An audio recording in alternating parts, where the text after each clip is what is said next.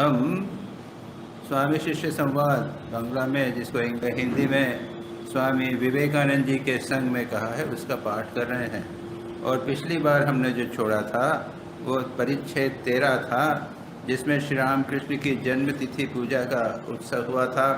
उस दिन स्वामी जी ने कुछ लोगों को यज्ञोपवीत देकर ब्राह्मण जाति में उनको डाला था। उसके बाद गिरीश चंद्र घोष का आदर हुआ था, और उसके बाद में हमने यहाँ पर उसको कुछ रोक दिया था क्योंकि वो दूसरा विषय प्रारंभ हुआ था। मास्टर महाशय भी आए हैं और स्वामी जी उनके साथ बैठे हुए हैं, और स्वामी जी मास्टर महाशय से कहते हैं कि आज श्री रामकृष्ण का जन्मदिन है, आपको उनके बारे में कुछ कहना होगा। और निश्चित रूप से मास्टर महाशय तो एक बहुत महत्वपूर्ण व्यक्ति हैं। उन्होंने श्री रामकृष्ण वचनामृत का सारा संकलन किया है, इसलिए उनको उन्होंने कहा। लेकिन मास्टर महाशय इतना होते हुए भी एक लचीले स्वभाव के जिसे कहते हैं ना, वो कहते थे। मास्टर महाशय मुस्कुराकर सिर झुकाकर बैठे रहे, और इसी बीच में स्वामी अखंडानंद जी वहाँ पर पहुँच गए। और स्वामी अखंडानंद वे मुर्शिदाबाद में काम किया करते थे। वहाँ पर उन्होंने जो ऑर्फन्स थे, गरीब बच्चों को देखा था। बहुत अकाल हो जाता था, लोग मर जाते थे तो बच्चे बच जाते थे। वो तो तपस्या के लिए जा रहे थे, उन्होंने जब यहाँ पर देखा तो उनको उठाकर, उनको लेकर उनकी सेवा शुश्रूषा करने लगे, उनको पढ़ाने लगे, उनके खाना पीने की व्यवस्था करने लगे। और वहाँ पर एक बहुत ही अच्छा, बहुत ही सुंदर एक आश्रम गढ़ उठा था। तो एक तो ये ऐसे थे जो पहाड़ों में घूमा करते थे, तिब्बत तक पैदल गए थे, अकेले गए थे, किसी की परवाह नहीं करते थे। भय का, मृत्यु का भय उनको था ही नहीं, शरीर का भय नहीं बिल्कुल था। ऐसे ये उन्होंने जब काम शुरू किया तो उसमें भी उसी प्रकार से पूरे मनोयोग से किया। तो वो पहुंच गए वहाँ पर। उन्होंने क्या किया, 1.5 मन के 2 पांतुए, यानी गुलाब जामुन जैसे 1.5 मन के 2 गुलाब जामुन लेके वहाँ पहुँचे। सब लोग दौड़ने वहाँ पहुँचे, सब लोग दौड़ पड़े उनको देखने के लिए। तब स्वामी जी ने कहा कि जाओ ठाकुर के मंदिर में ठाकुर को इसको चढ़ा दो। और उसके बाद में अखंडानंद जी को लक्ष्य करके स्वामी जी शिष्य से, यानी ये जो शरद चंद्र चक्रवर्ती हैं, उनको कहने लगे, देखो कैसे कर्मवीर हैं, भय मृत्यु आदि का कुछ ज्ञान नहीं, बहुजन हिताय बहुजन सुखाय, दूसरों के कल्याण के लिए अपना जीवन अर्पित करना और किसी की चिंता नहीं। देखिए ये इनको क्या मानव कहेंगे क्या? इनको मानव नहीं कह सकते। मुक्ति की चिंता नहीं, भय की चिंता नहीं, मृत्यु की चिंता नहीं है, जगत कल्याण के लिए सारा जीवन लगा देते हैं। ये भगवान हो सकते हैं और कुछ नहीं, देवता ही हो सकते हैं। स्वामी जी कहते हैं, देखो कैसे कर्मवीर हैं, बहुजन हिताय बहुजन सुखाय, अपना कार्य धीरज के साथ और एक चित्त से कर रहे हैं और किसी तरफ दृष्टि नहीं। हम लोग बैठे हैं, ध्यान करते हैं तो ध्यान में मन हमारा उधर जाता है, कर्म करते मन हमारा पूरा लगा हुआ है। तो ये उन्होंने कहा। स्वामी जी शिष्य बात करते हैं। अब यहाँ से विषय प्रारंभ होता है। अधिक तपस्या के फल से ऐसी शक्ति उनमें आई होगी।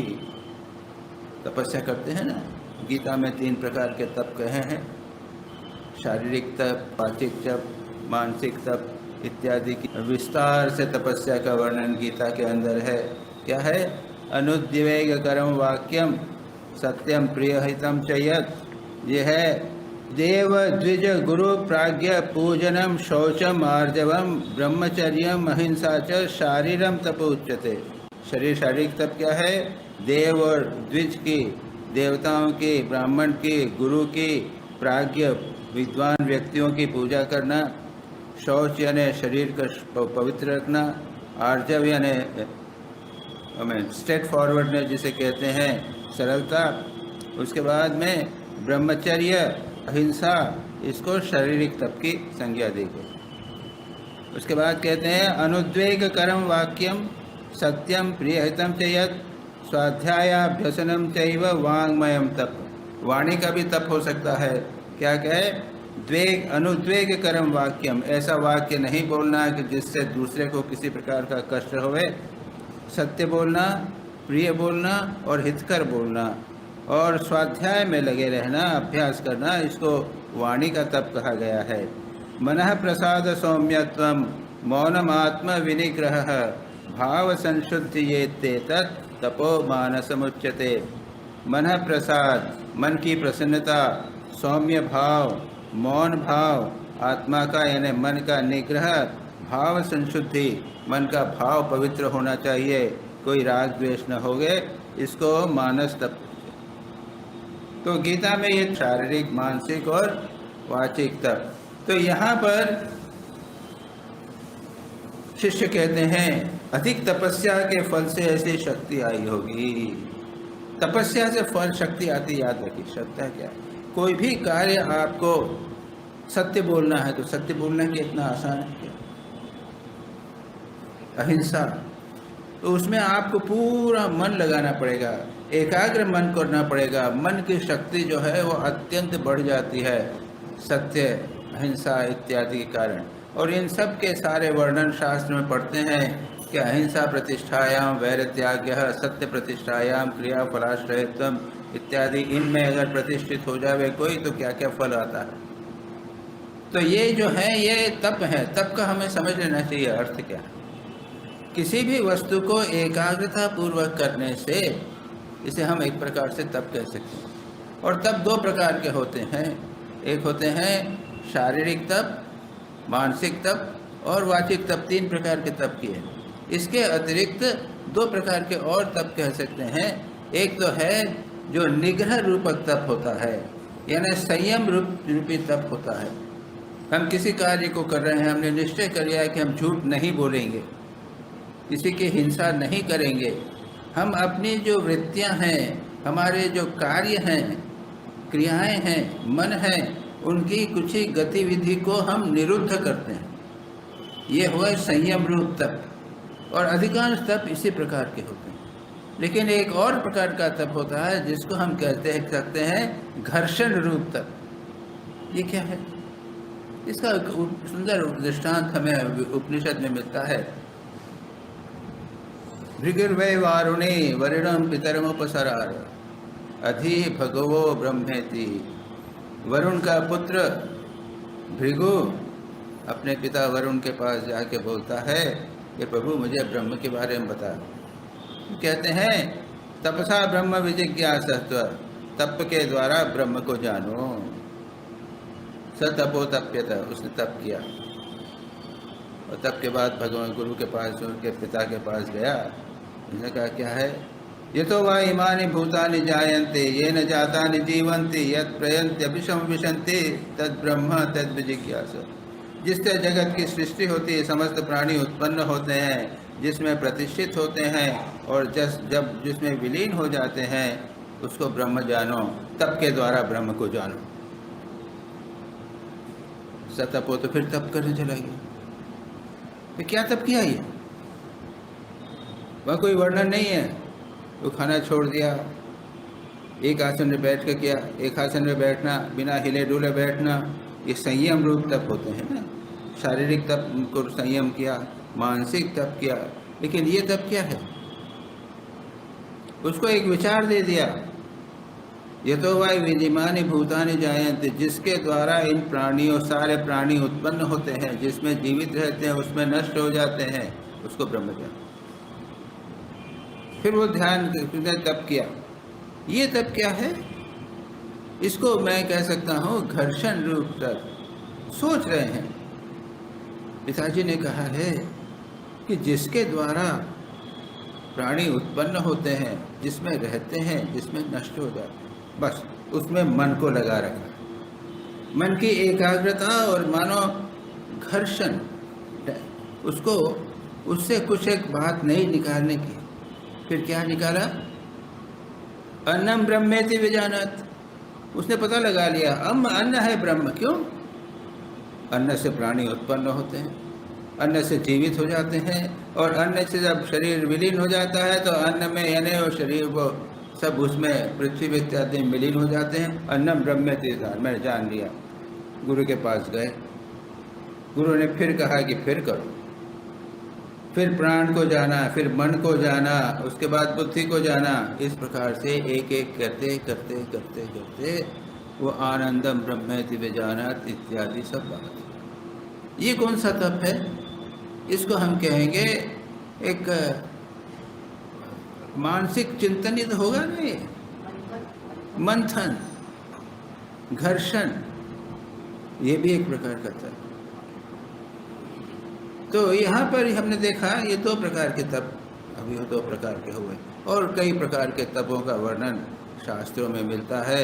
शारीरिक तप, मानसिक तप, और कितने प्रकार के उपवास होते हैं, एक एक दिन छोड़ के खाना, नहीं खाना, 2 दिन बाद खाना, 3 दिन बाद खाना, अलग अलग प्रकार के तपस्याएं आप कर सकते हैं। माँ शारदा ने तप किए थे, सभी ने तप किए थे, है ना। तो यहाँ पर क्या कहते हैं, स्वामी जी बोलते हैं अखंडानंद जी को, शिष्य कहते हैं अधिक तपस्या के फल से उनमें, अखंडानंद जी में ऐसी शक्ति आई हुई कि उनमें किसी प्रकार का भय नहीं, मृत्यु का भय नहीं, जो काम किया वो पूरा कर लिया।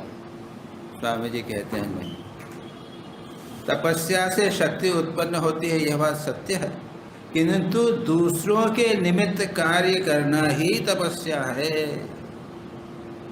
यहाँ पर एक नई परिभाषा, तपस्या का एक नया प्रकार हमें प्राप्त होता है, और ये रामकृष्ण मिशन की विशेषता। याद रखिए, जब ये रामकृष्ण मिशन का सेवाश्रय प्रारंभ हुआ ना, तब जो ऑर्थोडॉक्स सन्यासी लोग थे, परंपरागत सन्यासी, उन लोगों ने उसका अप्रूवल नहीं किया था, उसको स्वीकार नहीं किया था। ये भ्रष्ट हो रहे हैं, ये कहाँ संसार में फंस रहे हैं, ये नहीं किया था, उनके विरोधी हो गए थे। लेकिन स्वामी विवेकानंद ये क्या करते थे, ये लोग आप जानते हैं ना, चारू बाबू और ये सब जो थे, शुभानंद जी इत्यादि। तो महिला कुछ बूढ़ियाँ हैं, वो पड़ी हुई थी, एक बूढ़ी को देखा था उन्होंने, कोई सड़क पे पड़ी हुई थी, बाबा कोई देखने वाला नहीं, 4 दिन से मैंने कुछ खाया नहीं है, मेरे कुछ खाने को दे। अपने मित्र के पास गए, केदार बाबा के पास में गए, जो भी हो, उनको कहा अरे अरे लाओ लाओ मेरे कमरे में रख लो, मैं कमरा दे देता हूँ। उस बुढ़िया को उठा कर लाए, उनको धुलाया, खिलाया, उसको साफ किया, बीमार से इलाज कराया, रोगी से, डॉक्टर से इलाज कराया, उसको खाना दिया, बस।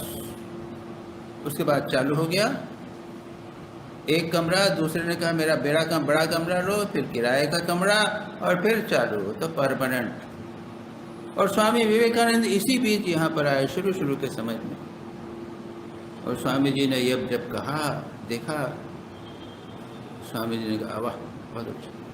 और इसके पीछे कहा था, क्या भाव था, उस श्री रामकृष्ण का कथन, शिव ज्ञान है जीव सेवा, दया दया नहीं, शिव ज्ञान से जीव सेवा। और स्वामी विवेकानंद वहाँ पे खड़े हुए थे, उन्होंने सुना था, और ये फैल गया था, स्वामी जी अपने प्रवचन में दे रहे थे। ये नई चीज प्रारंभ हुई। ये परिभाषा अभी हमने कही, तपस्या, कई प्रकार की तपस्याओं के बाद छोटा संक्षेप में कहा, यहाँ पर एक नई परिभाषा, और इसी की बात यहाँ से प्रारंभ होती है। स्वामी जी कहते हैं तपस्या से शक्ति उत्पन्न होती है, सही है, सत्य है। दूसरों के निमित्त कर्म करना ही तपस्या है। एक नई परिभाषा, दूसरों के कल्याण के लिए कर्म करो। और आज सारे देंगे, सभी सन्यासी संप्रदाय भी जो है, ऑर्थोडॉक्स सन्यासी भी हैं, अब तपस्या कर सन्यासी, यह सेवा जो कार्य है वो एक तपस्या का अंग बन गया है। कर्मयोगी कर्म को तपस्या का एक ढंग कहते हैं। जैसे तपस्या से परहित की इच्छा बलवान होकर साधकों को कर्म कराती है, वैसे ही दूसरों के निमित्त तपस्या का फल चित्त शुद्धि या परमात्मा दर्शन प्राप्त होता है। तपस्या से चित्त शुद्धि होती है, ये माना। कोई तपस्या डायरेक्ट नहीं है, उसके साथ में आपको स्वाध्याय करना पड़ेगा, ध्यान जप करना पड़ेगा, तब स्वाध्याय ईश्वर प्रणिधानानि क्रिया योग। पतंजल योग सूत्र में क्या कहा है, तप, स्वाध्याय और ईश्वर प्रणिधान, 3 है क्रिया योग, प्रिपरेशन, तैयारी, यानी आप जब यम, नियम, आसन, प्राणायाम, प्रत्याहार, धारणा, ध्यान या अष्टांग योग का प्रारंभ करोगे, उसके पहले ये 3 करना: तप, स्वाध्याय, ईश्वर प्रणिधान। उससे क्या होगा? तब से आपका शरीर की चित्त शुद्धि होगी। इसमें जो मल है, उसमें जो आलस्य है, उसमें जो रोग इत्यादि हैं, ये सब जाएंगे। शरीर एक स्थान पर बैठने के लिए समर्थ हो सकेगा, उसकी क्षमता बढ़ जाएगी। स्वाध्याय, उससे बुद्धि आपकी प्रखर होगी। अभी आप शास्त्र को पढ़ने समझ नहीं पाते, आप ध्यान के का अर्थ नहीं समझ पाते। आप स्वाध्याय कीजिए, आपका मन जो है वो अभी नाना सांसारिक चिंतन में लगा हुआ है। स्वाध्याय करने से मन आपका आध्यात्मिक चिंतन में लगेगा। और तीसरी बात कही है ईश्वर प्रणिधान, भगवान के प्रति भक्ति, ईश्वर प्रणिधान, शरणागति। इस भाव से आपके भावनाएं, इमोशंस, ये भावनाएं शुद्ध होंगी। भावनाएं अभी कई प्रकार की हैं, संसार के लोगों पर, विषयों के प्रति है, पति पत्नी, पुत्र, संतान इत्यादि पर भावनाएं जा रही हैं। ये सब शुद्ध होकर भगवान में लग जाएंगी। तो इन 3 के माध्यम से हमारा शरीर, हमारा मन और हमारी बुद्धि और हमारी भावनाएं, ये 3 शुद्ध होंगी। इसको कहते हैं, तपस्या का एक ढंग कहते हैं। जैसे तपस्या से परहित की इच्छा बलवान होकर साधकों से कर्म कराती है, वैसे ही दूसरों के निमित्त कार्य करने से तपस्या का फल शुद्ध चित्त शुद्धि या परमात्मा का दर्शन प्राप्त होता है। चित्त शुद्धि होती है और परमात्मा का दर्शन भी प्राप्त हो जाता है।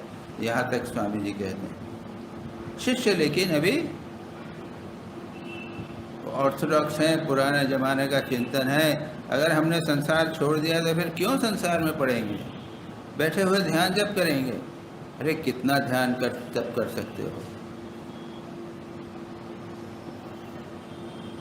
गीता में क्या कहते हैं? मनुष्याणाम सहस्रेषु कश्चित् एतति सिद्धये यततातमि सिद्धानाम कश्चित् माम वेत्ति तत्वतः। हजारों मनुष्यों में एक जो है वो प्रयत्न करते हैं भगवान को प्राप्त करने का, और उन प्रयत्न करने वालों में भी एक आध बिरले जो है वो उनको प्राप्त करता है।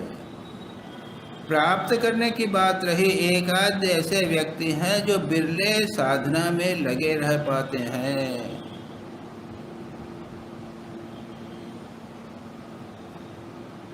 इसका है एक दृष्टांत, इस प्रकार का है भी, ब्रह्मानंद जी का है, स्वामी जी का है। क्या है?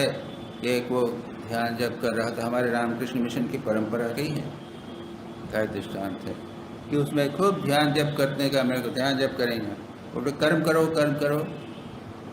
सब मतलब बनारस की बात है या कहाँ कि महाराज मैं ध्यान करना चाहूँ? ठीक है, फिर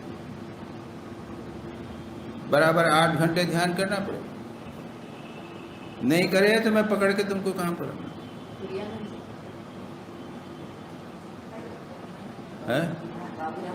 बाबूराम महाराज किसको पकड़ के ले गए? कई लोग, दूसरे लोग। हाँ,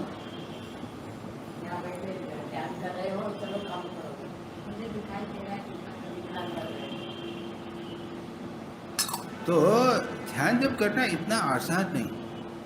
और अगर ये व्यक्तिगत अनुभव की बात है, आप लोग सब साधक हैं, हम भी सब साधक हैं, करके देखना चाहिए। कितनी देर हम एक आसन पर बैठ सकते हैं? और एक आसन पर बैठना पहली बात, पहली प्रिपरेशन है आसन।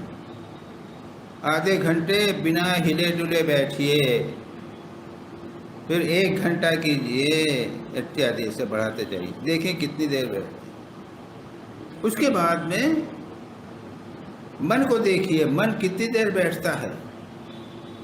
झपकी तो नहीं आती आधे घंटे के बाद में। उसके बाद में यह देखिए कि मन कितनी देर तक बराबर ध्यान में लगता है, कंटिन्यूअसली। और इसके पहले पीछे भी भाव यह है, 12 सेकंड में एक धारणा है ना, पतंजलि योग सूत्र के अनुसार उसकी एक व्याख्या के अंदर है 12 सेकंड एक धारणा ध्यान समाधि। मन अगर एक विषय पर, रामकृष्ण के विषय पर 12 सेकंड लगा तो धारणा हुई।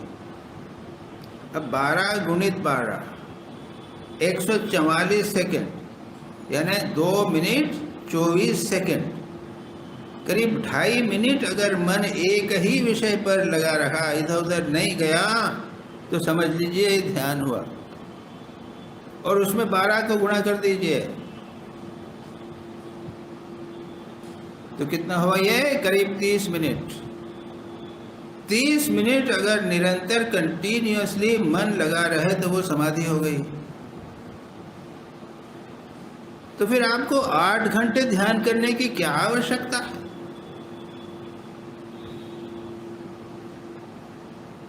तो ये उस दृष्टि से परफेक्ट ध्यान की पूर्णता की परफेक्ट दृष्टि से बताया। और इम्परफेक्ट यानी अपूर्णता, ध्यान की दुर्बलता की दृष्टि से कहें तो तुम 4 घंटे बैठोगे और उसमें आधा घंटा सोओगे, थोड़ा दिन में इधर भागेगा करेगा, अरे बाबा उसके बदले आधा घंटा 1 घंटा करो और उसके बाद जाके रोगी नारायण की सेवा करो, क्या नुकसान है? कोई विक्षेप नहीं होगा, याद रखिए। अगर आप रोगी नारायण की ठीक ठीक सेवा करते हैं, किसी की ठीक ठीक सेवा करते हैं, तो वो ध्यान के बराबर है, मन पूरा एकाग्र होता है। पुराने जमाने में तो गुरु की सेवा का विधान था कि नहीं था? जहाँ पर सेवा की बात नहीं, लेकिन गुरु सेवा को माना था। रोगी नारायण की सेवा न हो, गुरु की सेवा को मान स्वीकार किया था। तो फिर तो ये कई बातें यहाँ पर आ जाती हैं जो स्वामी जी जानते हैं, और इसलिए उस बात को यहाँ पर वे कह रहे हैं। क्या कहते हैं स्वामी जी? तपस्या से शक्ति उत्पन्न होती है, सत्य है, किंतु दूसरों के निमित्त कर्म करना ही तपस्या है। मन एकाग्र होगा, निस्वार्थता आएगी। जरा सोचिए तो, आप सो रहे हैं और अब फोन आया है, स्वामी जी आपका पेशेंट बीमार है, खराब तबीयत, उसकी सीवाई आइए, आप आके चले गए, देखने के लिए चले गए। ये तपस्या नहीं है क्या? काम छोड़कर किसी रोगी की सेवा करना, ये बड़ी तपस्या है, बहुत उच्च कर्म है। निस्वार्थता तो बहुत इम्पोर्टेंट है साधना में।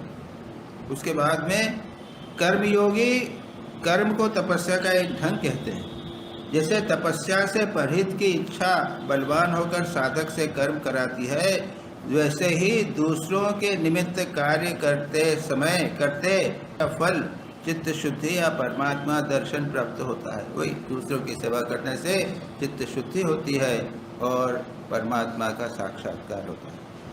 शिष्य लेकिन मानते